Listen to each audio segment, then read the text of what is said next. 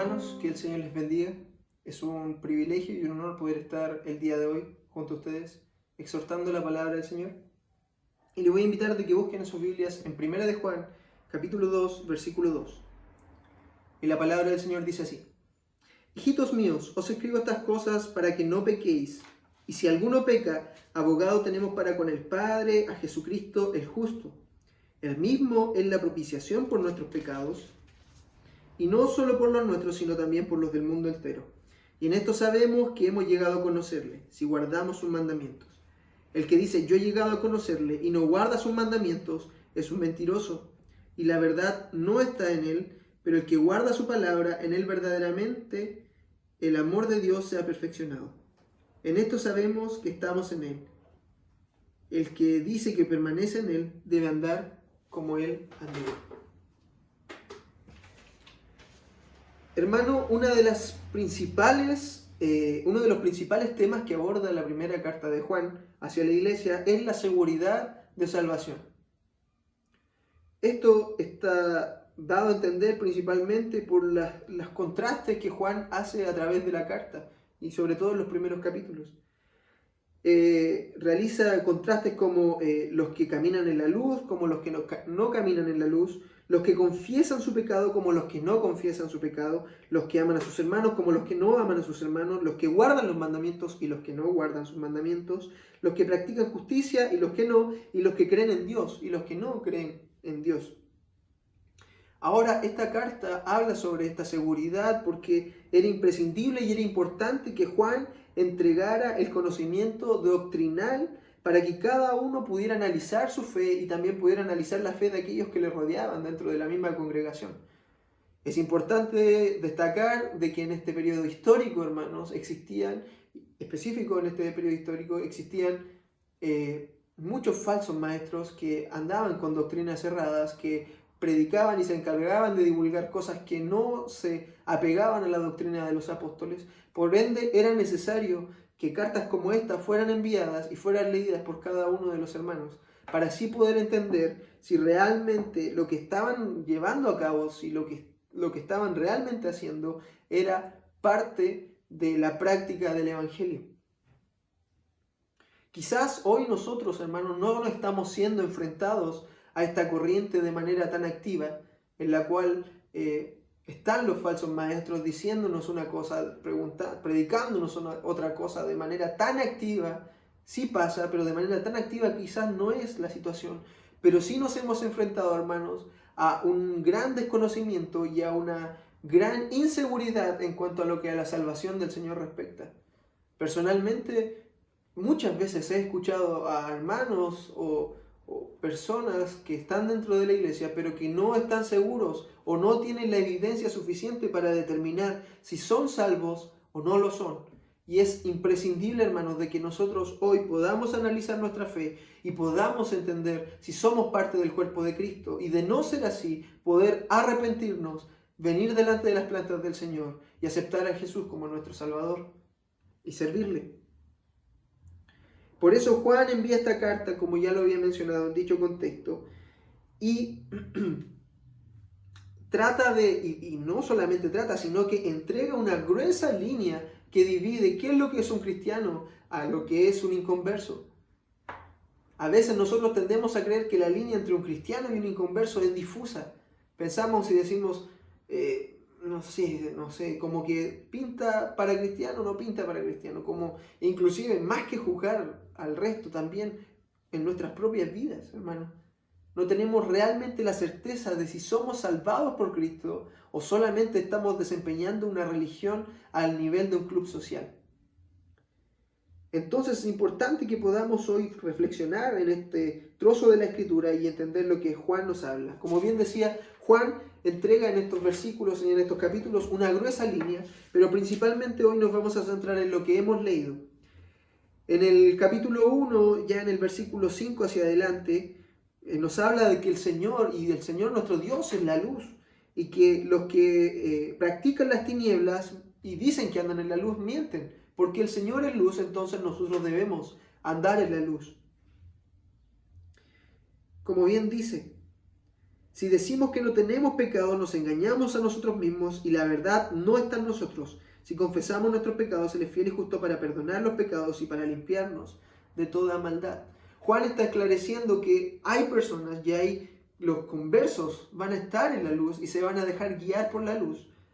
Mas no así los que pecan, hermanos, de manera deliberada, sino que se mantienen en tinieblas. Ahora digo de manera deliberada, hermanos, porque es cierto, hermanos, y es doctrinalmente correcto creer que un cristiano peca, porque vamos a pecar, aún la glorificación no ha sido completa en nosotros, falta aún para que suceda eso y en este periodo, hermanos, mientras esperamos el tiempo de la glorificación, vamos a pecar, vamos a fracasar. Pero ¿cuál es lo que divide el uno del otro? Y aquí es lo que Juan nos menciona en el capítulo 2 y en lo que acabamos de leer. Dice, hijitos míos, os escribo estas cosas para que no pequéis. Lo primero que Juan está revelando es su intención de enseñar y adoctrinar a la iglesia para que no pequen. Ahora, este no pecar denota, hermanos, una actividad voluntaria. No es algo pasivo. No es algo que se va a generar de manera espontánea, sin hacer ninguna intervención por parte de nosotros. El pecar va a ser algo voluntario y el no pecar también va a ser algo voluntario. Como bien decía, denotamos aquí entonces que Juan le está exigiendo, no exigiendo, pero pidiendo y abogando a la obediencia, ¿cierto?, que debe haber en cada uno de los cristianos por medio de entender el amor en el sacrificio de Jesucristo. Y junto con esto, como ya lo mencionaba, la voluntad misma de cada uno de nosotros en una obligación moral, consciente delante de nuestro Dios, de no pecar. Hermanos, no existe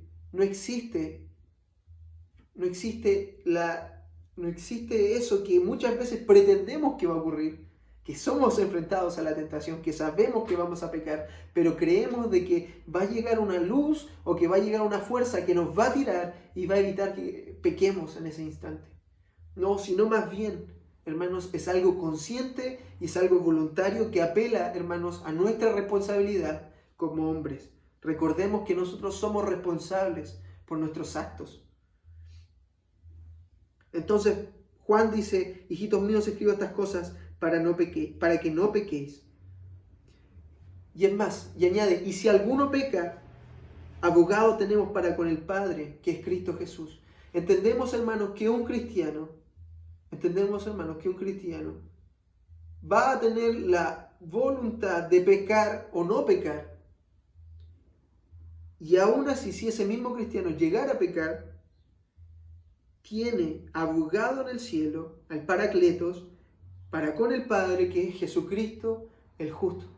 Esto es algo que nosotros ya entendemos, de que por medio de la propiciación, como bien lo menciona el segundo versículo, por nuestros pecados, podemos entrar confiadamente delante de la presencia de nuestro Señor, sabiendo de que no son nuestros actos, sino que es la obra de nuestro Señor Jesucristo, la que nos limpia y la que nos permite presentarnos santos delante de nuestro Señor. Y no solo por los nuestros, sino también por los pecados del mundo entero para cada uno de aquellos que se arrepientan. Dice luego, y en esto sabemos que hemos llegado a conocerle, si guardamos sus mandamientos. Hermanos, como bien le mencionaba antes, va a existir una responsabilidad que recae en cada uno de nuestros actos. Pero la diferencia va a estar entre uno y otro. ¿Y cómo vamos a saber que le hemos llegado a conocer, hermanos? No es por cuántos libros hemos leído acerca de Cristo, no es por cuánto hemos aprendido a través de la experiencia, no es por cuánto tiempo llevemos dentro de una iglesia, no es por dependiendo del tipo de congregación del cual vengamos, sino, hermanos, lo que va a determinar si le conocemos, específicamente lo que aquí está mencionando Juan, es si guardamos sus mandamientos.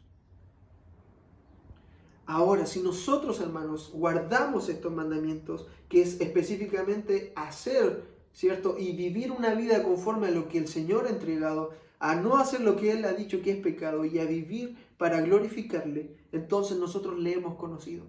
Usted pensará que quizás conocerle, o podrá tener el error, o podrá caer en el error de que conocerle es solamente saber de una manera, de una manera superficial de Él, o saber acerca de Él. Pero hermanos, realmente conocer a nuestro Señor, conocer a Jesús, y que Jesús haya impactado en sus vidas, implica de que nosotros vamos a vivir una vida que glorifique al Señor por medio de la obediencia de los mandamientos. Y luego dice Juan, el que dice yo he llegado a conocerle y no guarda sus mandamientos es un mentiroso y la verdad no está en él. Pero el que guarda su palabra, en él verdaderamente el amor de Dios se ha perfeccionado.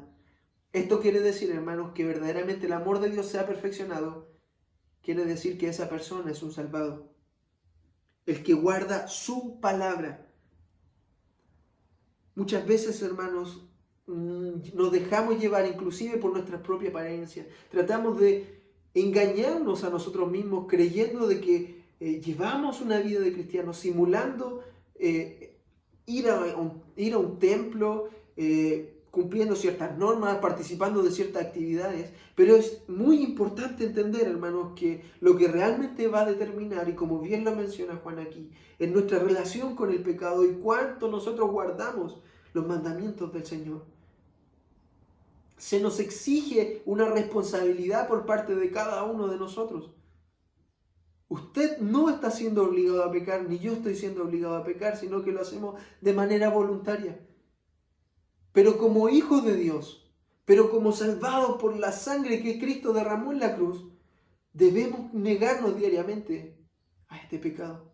No estaremos exentos de tentaciones, hermanos, no estaremos exentos de la maldad que nos rodea, pero lo que determinará el día de mañana si somos cristianos o solamente estamos viviendo una fantasía religiosa va a ser nuestra relación, hermanos, con la palabra de nuestro Dios. Cuánto la palabra del Señor moldea mi vida, cuánto la palabra del Señor guía mi caminar.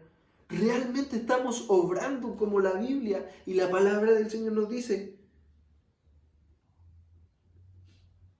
Cuando Juan nos lleva en el último versículo, dice, el que dice que permanece en Él debe andar como Él anduvo. Está refiriéndose específicamente a nuestro Señor Jesucristo. ¿Cuántos de nosotros andamos realmente o buscamos, hermanos, andar realmente como Cristo anduvo? Esto no es algo, no espere que sea algo de manera espontánea o algo de manera pasiva. No, es algo en lo que usted debe involucrarse. Es algo en lo que yo debo trabajar. Debo esmerarme. ¿Cómo voy a vivir de acuerdo a la palabra si no leo la palabra? Si no estoy expuesto a la palabra constantemente. Entonces es prácticamente imposible que nuestra vida sea moldeada de acuerdo a la palabra de Dios cuando las predicaciones nos parecen algo que no es de importancia, cuando orar o buscar la lectura de la Escritura nos parece algo que carece de sentido. Quizás no lo mencionamos, pero sí con nuestros actos damos a entender esto. Hermanos, es tan importante que analicemos nuestra fe diaria y constantemente. Porque la palabra del Señor nos habla y nos dice que si no estamos guardando sus mandamientos, si no estamos yendo en pos de la luz de manera activa, de manera voluntaria,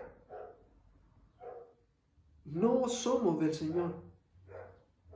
No te dejes engañar, hermano. No te dejes engañar y no creas que por permanecer en una banca, que por permanecer durante muchos años dentro de la iglesia y no presentar cambios, estás siendo un real salvado. Si hoy tú tienes la duda, si hoy no tienes la respuesta a esta pregunta, ¿eres realmente cristiano? ¿Eres realmente un salvado?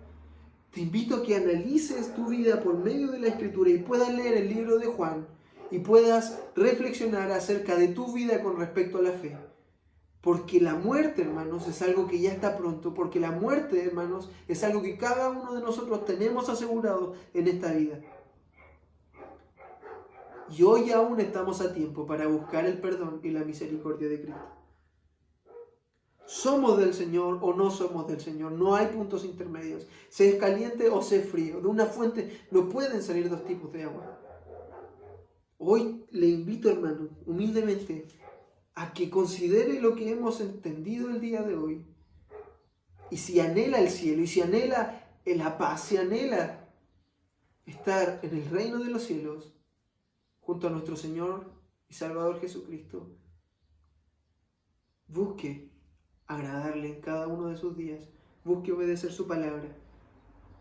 Y si no lo está haciendo, arrepiéntase, porque aún es tiempo de optar a esta salvación tan hermosa. Es algo que muchas veces, hermanos, pasa, es algo que muchas veces pasa por encima de nosotros, o a causa de la constante rutina no consideramos, hermanos. Pero la salvación no es por parte de una rutina, no es por parte de, como bien lo decía, de la experiencia, de la costumbre, ni siquiera de la iglesia como templo o de la congregación que está ahí, sino que la salvación, hermanos, depende principalmente de nuestro Señor y se manifiesta a través de nuestra relación con el pecado y cuánto nosotros guardamos la palabra del Señor. Así que le invito a orar. Señor, voy delante de tu presencia, Padre Celestial, para darte las gracias porque me has permitido hablar, Señor, en estos minutos acerca de tu palabra, Señor. Señor, ayúdanos a analizarnos en la fe mediante tu palabra, Padre Celestial, a poder buscar más de ella, a saber, Señor, si realmente somos, Señor, cristianos genuinos, Padre Celestial, o solamente estamos jugando, Señor, estamos jugando a ser religiosos, Padre Eterno, estamos jugando a ser, Señor, personas que creen, Señor, que pertenecen, Señor, a tu Santa Iglesia. Padre, por favor te pido de que este mensaje, Señor, llegue a los corazones, Señor, de los cuales tú estimaste, Padre Eterno, que llegaran de manera, Señor, armoniosa, traspasa los corazones, Señor, que sea tu Espíritu el que hable, Señor, a sus vidas, Señor, y que les redarguya, Señor. Confío en mi fe, está en eso, Padre Celestial, porque tu palabra no es algo, Señor, que vaya a pasar, Señor, y no dejar consecuencias en el camino. Tu palabra es potente, Padre Eterno. Nosotros somos imperfectos, nosotros somos débiles, Señor. Nosotros fallamos, pero tu palabra, Señor, es poderosa en sí misma. Es infalible, Señor, y es autoritativa.